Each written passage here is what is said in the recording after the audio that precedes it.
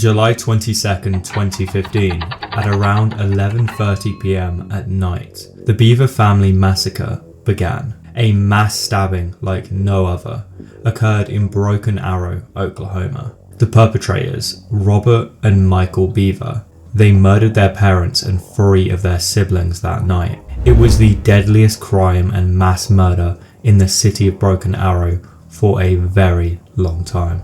Part 1. The massacre, the victims, and the weapons used. At around 11:30 p.m, police were responding to a 911 call made by 12-year-old Daniel Bever, who stated his brother was violently attacking the family. Screaming, commotion, and a male voice were heard in the background before the phone line went dead.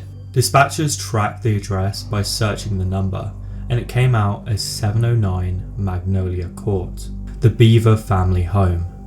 After a failed attempt to contact the father, they dispatched officers to the scene. When police arrived, they saw blood around the porch of the house. They knocked on the door and heard a faint voice calling for help. They then forced their way into the house, where they found 13-year-old Crystal Bever bleeding from multiple stab wounds. After pulling her out from the house, the officers found Daniel Bever and 4 others who were all dead. 2-year-old Autumn Bever was found alive and unharmed. When police arrived, the 2 killers fled the scene through the back door of the house. They headed into a wooded area behind the property. They were apprehended quickly at 12:18 a.m. with the use of canine units. The suspects were identified as 18-year-old Robert Bever and his 16-year-old brother, Michael Bever. The pair were found hiding beneath a bush. Robert was armed with a knife at the time of his arrest. Crystal survived the killings but was critically injured from her wounds. She identified 2 of her brothers as the assailants, saying they lured her to a bedroom before slitting her throat and stabbing her in the stomach and arms. She underwent surgery at a nearby hospital and was listed as being serious but in stable condition. The surviving children were placed in state custody. In total, 5 people were killed that night, the parents as well as 3 children. The victims were soon identified as David Bever, age 54, their father. He was killed by at least 28 stab wounds to the torso, face, neck, arm and hand. April Bever, age 45, their mother, killed by blunt force trauma and more than 48 stab wounds to the head, neck, torso, arms and hands. Daniel and Christopher Bever were killed by stab wounds to the back, chest, shoulder and legs. Victoria Bever, their sister, was killed by 23 stab wounds to both sides of the neck, her chest, back and arms. And the list of murder weapons used were extensive. Detectives said they found a hatchet, a knife, darts and a surgical blade inside the Bever family home. They also recovered wireless cameras, a bulletproof vest, a neck protector, a black mask and shin guards. They ordered body armor and collected knives for many months, plotting and preparing way before the murders occurred. Robert told detectives that he recently found out he could order guns and get them delivered to a gun shop where he could easily pick them up. He ordered ammunition to be delivered to their home, but it arrived the very next day after the family was killed. This indicates this was not the day they planned to do the murders. Something really set them off that night, and they couldn't wait any longer. Part 2. The killer's background and the Bever house. Neighbours said the Bever parents homeschooled their children and kept them away from interacting with neighbours or other children. The family's lifestyle was reported to be so inconspicuous that some neighbours found out their names for the very first time when the medical examiner released them. Neighbours also reported strange and unsettling behaviour by Robert and Michael. Defence attorneys stated that David Bever was physically and verbally abusive towards his children. Robert claimed that both of his parents were abusive to him and the other siblings. He also confessed and told police pretty much everything. He claimed that he and his brother planned the act for some time and intended to commit a shooting spree outside the family home, hoping it would rival and even outdo both the 1999 Columbine High School massacre and the 2012 Aurora theatre shooting. Robert later confessed that he and his brother planned to dismember the bodies, to then place them in storage bins and hide them in the attic of their home. He also stated that they planned to steal the family car, to then shoot and kill 5 random people at multiple locations, to eventually achieve a body count of at least 50 people. One of the brothers spontaneously uttered that plans for the killings were stored on a flash drive inside the home. This flash drive was later retrieved by police when they searched the home for a second time.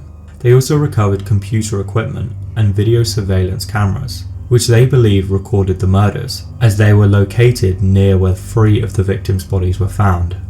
The family's home and site of the killings, 709 Magnolia Court, had sat vacant since the crime scene investigators and cleaners finished the forensic investigation.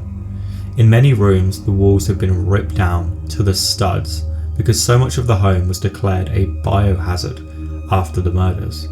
Local real estate agents have stated that the house also lost tremendous value after the killings, due to the stigma that comes with living in a home with a very violent past. It was believed the bank would have to sell the house for far less than what was owed by the family. The house was destroyed in a fire on March 18th, 2017. Why, you ask? Well, I'm not sure. During my research, all that I could find were more questions. I have no idea who burned it down or why they did it. Part 3. The police interview and the sentencing. Once the Bever brothers were arrested, they were questioned the next day by police. This footage is extremely dark, and this is the interview of Michael Bever. Over an hour long, he tells police everything, with a monotone voice and an expressionless face. Some parts of this interview are so spine-chilling. He has a huge sense of pride in what he's done. He only wishes he wasn't captured so he could commit even more gruesome murders. Michael starts at the very beginning, when they first started planning the murders. Okay, about 2 months ago. Okay. Is when we first really started talking. So when you say we, who are you talking about? Me and my brother Robert is also. Your brother? Yeah, who's he has to do with me. And what's his name? Robert Bever. Robert? Okay. And how old is he? 18. Okay. Alright, go ahead, sorry. A couple months ago, I think back to the start of this year, we started talking about voodoo and rampage and stuff like that. Okay. I didn't take it seriously at first, but then he started buying like a body armor and stuff. Where did he buy body armor from? eBay and Amazon. Oh, okay. Yeah, legal. Does he have a job? He did at Mike Tech. He quit at the start of the year. He asked if I wanted any, and I said yes, so he got me my own set. Oh, okay. It's strange how Michael paints Robert as the driving force for the planning and carrying out of these murders. He points the fingers at Robert for a whole bunch of things, telling detectives it was his idea to buy guns, body armor and more, as if he's just there, along for the ride, and doing whatever he's told. It doesn't take much convincing, it seems like. The detective questions him further about the weapons and gear used that night. And Now you said he bought body armor, but you kind of said like a bunch of stuff. Did he buy, what else did he buy besides body armor? Besides body armor, knives, and he was in the middle of buying guns and ammunition. I see, okay. Where did he buy the knives from? eBay too. Okay. Can you tell me like how many knives or what they look like or anything like that? I think he had about 3 normal knives and then 1 small cannon packs. Okay. He even goes on to tell detectives where they bought the guns and how easy it was. They were 7 miles away from the Bever home, sat in a gun shop just waiting to be picked up. Even though they didn't use the guns that night, they used knives and other weapons. We find out the reason they didn't use the guns was because the ammo arrived late. What's astonishing to me is they bought 1,000 rounds just for the Glocks that they purchased. They bought so much ammo because these weren't the only murders they wanted to commit. They had much bigger plans, and who knows what would have happened if Daniel didn't make that 911 call. On some website. Then I think he bought close to 1,000 rounds for the Glocks. Wow, okay. And But he's still... Oh, so he was supposed to have to pick those up.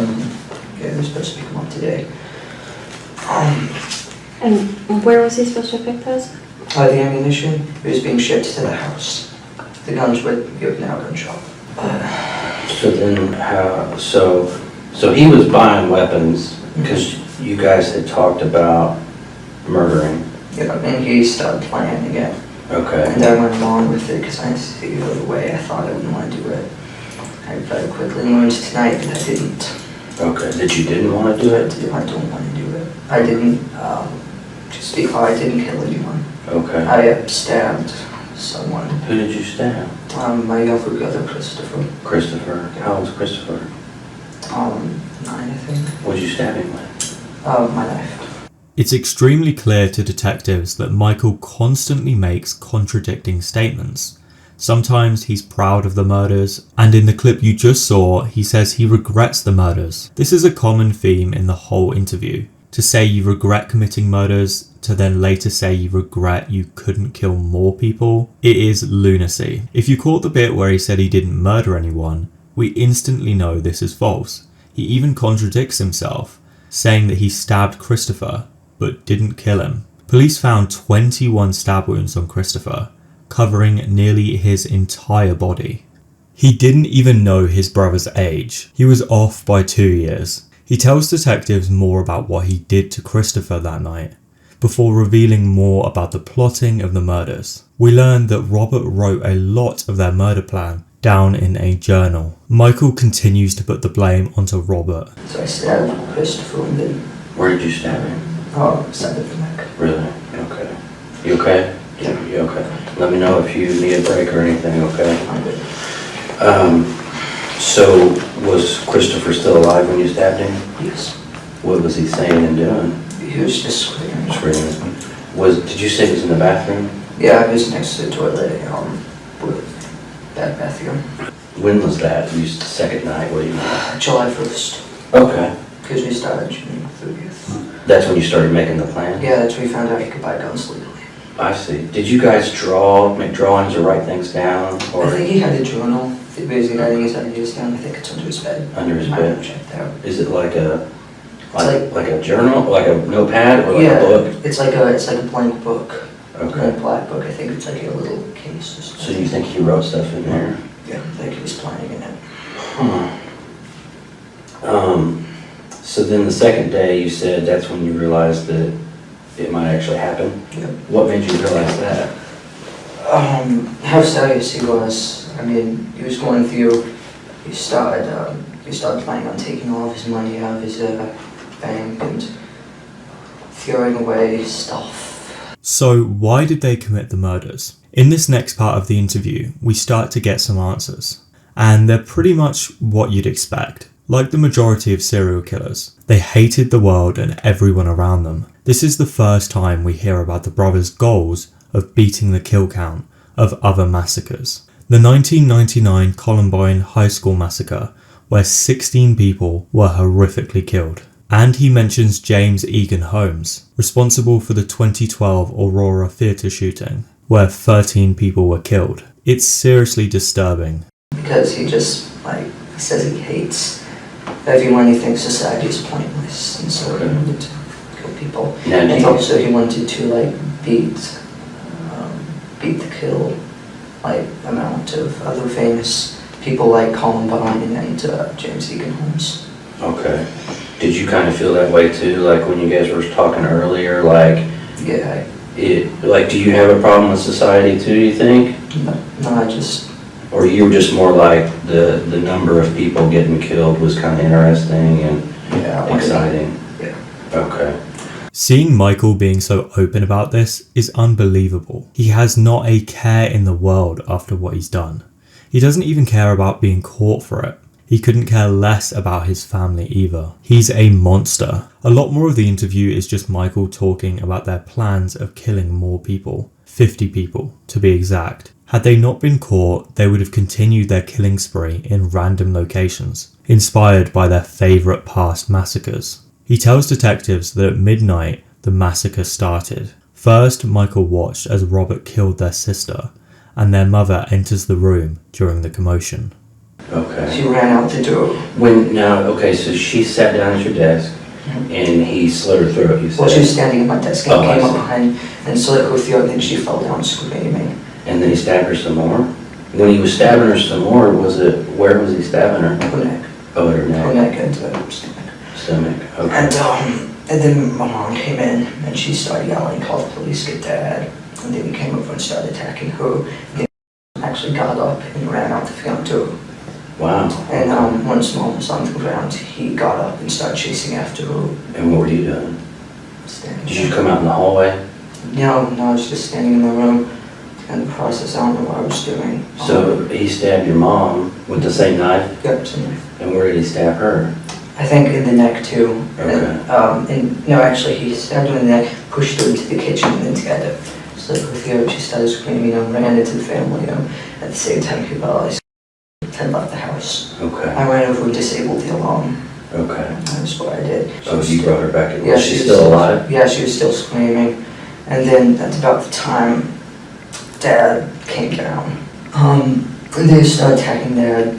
They got a little bit of a fight, but then eventually Robert got him down and I think he killed him. Did he cut his throat too? So did you see him cut your dad's throat? Yeah. Did he stab him other places too? I don't know, I think he just went for the throat. David Bever, their father, was stabbed all over his body, with 28 total stab wounds. Michael supposedly watched as everything happened, just letting Robert commit the murders, and aiding him in ways such as turning off the house alarms. But that wasn't all that Michael did. The true extent of what he did is only beginning. He tells detectives that when their 12-year-old brother Daniel made the phone call to police, Michael ran over and smashed the phone on the floor. This is the first time we see Michael smile. And Daniel was in his room, which is down the hall, and I was like, how old's Daniel? I think he's 12. Okay. And I was like, let me in, and he let me in. He was sitting there on the phone with the police. I grabbed the phone, which is my phone, got my phone, and then I ran into the kitchen and I smashed the underground. Which was your phone? Yeah, it was my phone. Oh. Now you don't have a cell phone anymore. Daniel and Christopher locked himself in the bathroom. Daniel locked himself in Dad's office. Okay. And then I finally got both of them to open the door because they thought I wanted in there to see. But they were in different rooms? Yeah, they're right next to each other. Right? Oh, I see. And then Robert went in and stabbed him, and they went in and stabbed Christopher. That's when I stabbed Christopher. Here's where we really see how Michael was a crucial part of the murders. So Christopher locked himself in the bathroom, and Daniel locked himself in their dad's office. But both of them were unaware that Michael was in on the murders. So Michael used this to lure them out of the rooms. Robert then stabbed Daniel, and Michael stabbed Christopher. Soon after, all of the victims were supposedly dead. And then there's a knock at the front door, and they won't stop knocking. Then there was a knock at the door. Oh, okay. Someone knocked at the door. I think that might be the neighbor because the police wouldn't have been there yet. And then they just kept knocking on the door. So we turned around. I grabbed on, put my soft vest and heavy vest on. I was carrying the plates. I put my helmet on. And then we went out the back door of Dad's office, climbed over the fence, went down into the park, and started cutting through the woods. Okay. We both collapsed. I think so. We were just sitting there, and they found us. That's how you got kind of dirty and stuff, dirt on you. So you guys collapsed. Were you just kind of hiding out? Yeah, we were just laying in a little ditch thing in the woods, and then we saw the light and we laid down, and the dog came over. Did you hear the dog coming? Mm-hmm. I heard them coming. I saw them coming, and then they started yelling, and put your hands up. Mm-hmm. And I stepped on my head and handcuffed me. Okay. You may have noticed that Michael smiles when telling detectives about the moment he was caught, almost laughing at the thought. To me, it seems like he's proud of what he's done. The interview continues with Michael almost seemingly bragging about how they did it and how successful it was, in his eyes. Fast forward to their court trials. Both brothers pleaded guilty initially, but Robert soon changed to a guilty plea, and he was given 5 life sentences without the possibility of parole. And Michael was also given 5 life sentences without the possibility of parole. And during my research into the murders, I found that the city of Broken Arrow has had some seriously dark massacres. This was only one of them. It may be in a future video we cover some more, because that city has an extremely unsettling past. Let me know your thoughts down below.